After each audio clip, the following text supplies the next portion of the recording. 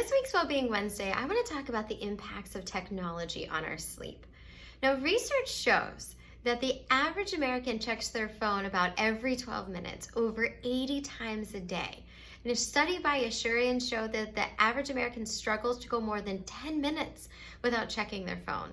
The Rescue Time app put out a study looking at over 11,000 users and found that about the average was about 3 hours and 15 minutes. And for the top 20% of smartphone users, over 4 hours, close to 4.5 hours every single day of being on our phones.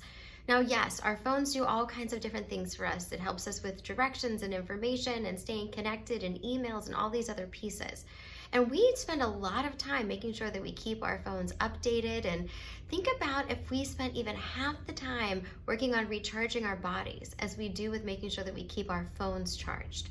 Now let's think about these impacts that it can have. We know that when we're on our phones, the amount of light that comes off of them can throw off our circadian rhythm and delay our ability to fall asleep. But it's much more than just that. It's also in terms of how much our brains are being stimulated. So if we're trying to fall asleep and now we're reading a few emails before we're trying to go to bed, it's going to make it much more difficult for us to be able to shut off our brains and to be able to have that time to rest and relax and to unwind and to decompress. Additionally, if we're on social media and we're tracking and looking, and then next thing happens, right, we click this video, which leads to that one, and all of a sudden 20, 30 minutes have passed that we could have either been resting and sleeping or using for productive time. It's very common for us to be on our phones and constantly trying to distract ourselves, which is also something to be thinking about. For many of us, we're go, go, go throughout the day, and at the end of the night, it's the first time when we're alone with our thoughts. So we want to look to the podcasts and to television and to things that we're doing on our phones to mindly distract ourselves so that we can try to shut our brains off to fall asleep. But unfortunately, once we shut off our phones and crawl into bed, then our mind starts again, which is another tip that I'll share on another Wellbeing Wednesday. Think about, for many of you, are you sleeping with your phone under your bed? If you're not on call, does it really need to be that close?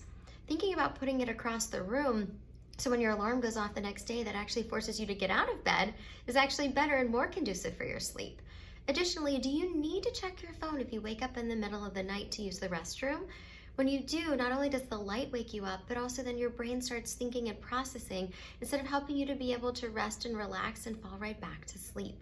So just thinking about how reliant we become on our phones and on our technology, ways that it can have a negative impact on our ability to really give our mind that opportunity to shut down instead of helping us in those other ways. How many of you are struggling not to check your phone right now just because I reminded you of it? So again, if we can prioritize recharging our bodies the same way that we do our phones, think about where that's going to be able to get us throughout the week. Be well.